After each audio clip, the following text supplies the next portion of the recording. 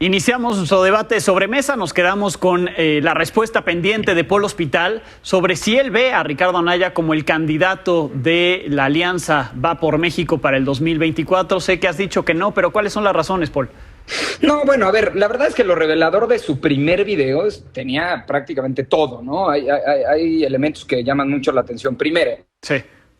¿Quién de la Fiscalía o quién del Estado mexicano le avisa que le va a llegar un citatorio? Porque saca un primer video 24 horas antes de que le llegue el famoso citatorio por el que huye. Entonces, tiene información privilegiada. Dos, hace un destape ya literal. Es la primera vez que yo escucho a Ricardo Anaya hablar de una posible candidatura, no dice a qué cargo, pero bueno, es obvio, para el 2024. Literalmente dice, esto me impediría ser candidato. No dice de la Alianza, pero dice me impediría ser candidato en 2024.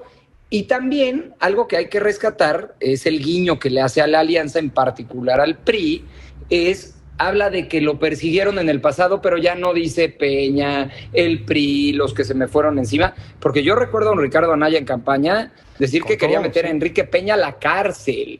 Así, esa fue una de sus propuestas. ¿Por qué te doy todo este contexto, Alejandro? Para responder tu pregunta. Se me hace altísimamente improbable, y después de una revelación que dio aquí al aire Abraham Mendieta hace un par de programas, que si por primera vez en la historia, en 100 años, el PRI no va a llevar un candidato, lo cual es probable, tú imagínate que además de digerir eso como priistas, te digan, además de no llevar candidato, lo va a llevar el PAN y tienes que apoyar.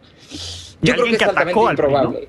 No, y más allá de Ricardo, es decir, cualquiera que tenga una militancia férrea en un partido político, pero a la inversa también. Tampoco veo a los panistas del Yunque decir vamos a apoyar a un candidato del PRI. Entonces me parece que la Alianza tiene un trabajo maravilloso hacia adelante de buscar un perfil de la sociedad civil, un gran cuadro, algo que sorprenda, pues para poder encabezar la alianza con el partido más grande de México y con el PAN y el PRD. Y se ríe Abraham Mendieta.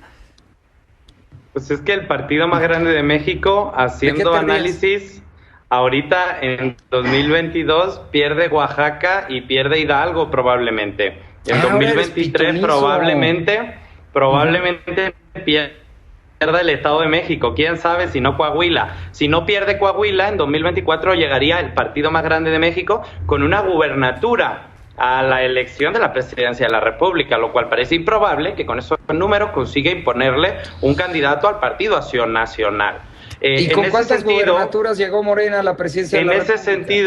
En ese sentido, querido Paul, yo creo que ustedes van a tener que negociar en desventaja. Y es una tristeza, porque yo sí creo que hay cuadros dignos con los que yo no comparto gran parte del ideario, pero que podrían representar dignamente a ese partido grande de México del que tú hablas. Podríamos imaginarnos a una Beatriz Paredes, pero nunca nos podríamos imaginar a un Ricardo Anaya en ese lugar. No, porque además, reitero, o sea, los mismos que lo defenestraron, los mismos que lo denunciaron en un principio, los mismos que le hicieron la vida imposible a Ricardo Anaya por canalla, no porque no les cayese bien, pues fueron ellos, fueron sus propios compañeros. Fue Ernesto Cordero, que era presidente del Senado, fue Javier Lozano, que no sé por qué era vocero del PRI, pero luego eso es algo que quizá me puede explicar fuera él de decía, esta mesa, vocero, ¿no? De MID, no del PRI. Sí, es una cosa sorprendente, sorprendente, pero bueno, ahí están los resultados de la vocería de Javier. Pero reitero,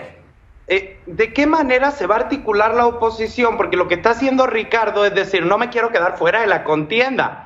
Y al presidente le encanta, por supuesto, porque el presidente tiene enfrente a una figura muy joven, pero con una cola que le pisen de aquí a Toluca, lo cual lo hace un bastante mal candidato opositor, de aquí a Querétaro, lo cual le hace un bastante mal candidato opositor, y yo estoy seguro que el presidente está preocupado por su legado.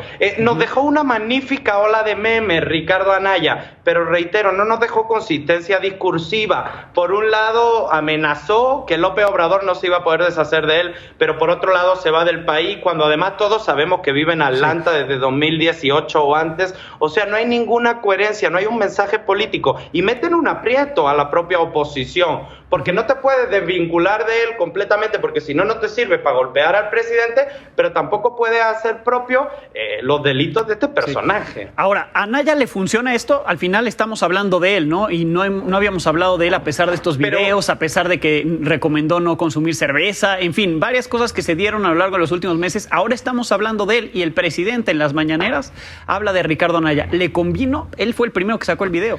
Pero Alejandro, también se habla mucho últimamente, estos últimos meses se habló mucho de Cabeza de Vaca. Y no creo que Cabeza de Vaca hubiera elegido que se hablara de él, y menos en esos términos. Creo que hay momentos donde la sobreexposición mediática en un clima que no te favorece te sigue defenestrando aún más. Creo que esto no es una publicidad amable para Ricardo Anaya. Entiendo que es su única estrategia de existir, pero no creo que le sume nada. Ahora, yo también lo pregunto y te lo pregunto a ti, Paul, viendo después de lo que dices, que no ves a Anaya como el candidato, tendría entonces que salir otro, pues si no hay otro en la oposición y este se está levantando con este tema, con esta bandera del perseguido, pues tendrían ya que colocar a alguien, ¿no? En la discusión. No estoy escuchando a Paul. Lo hizo acaso hecho, yo creo que solo está moviendo los labios. Solamente porque no tienen candidato. A ver, Paul. ¿Ya me escuchó? Sí. Perdóname. Regreso a lo que te decía al aire, Alejandro.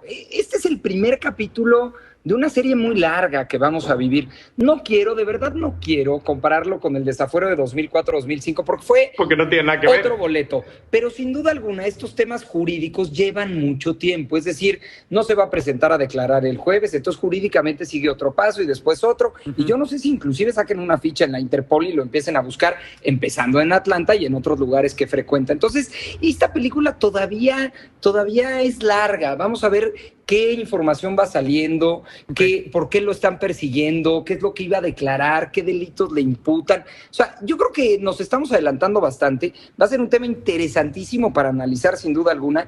Y respondiendo a tu pregunta, ¿le convino o no a Ricardo? El tiempo lo dirá.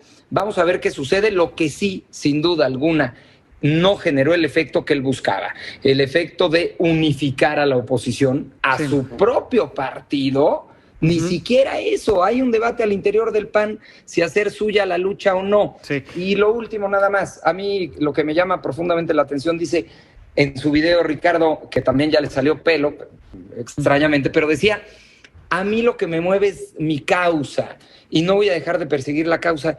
Y me quedé de verdad pensando cuál es su causa, además de ser candidato a la presidencia. Entonces, esa es la diferencia que radica entre líderes sociales perseguidos por el Estado, que verdaderamente defienden una causa, unifican al pueblo, y entonces lo que los hace víctimas los hace enormes.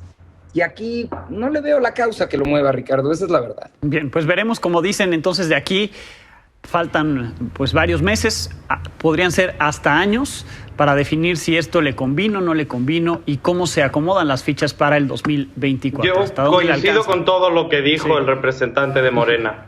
El representante de Morena, bueno. Gracias a los dos, gracias por... Qué horror. Gracias, Abraham. Gracias a ustedes por Primero vernos muerto. en Hasta luego, debate sobre mesa.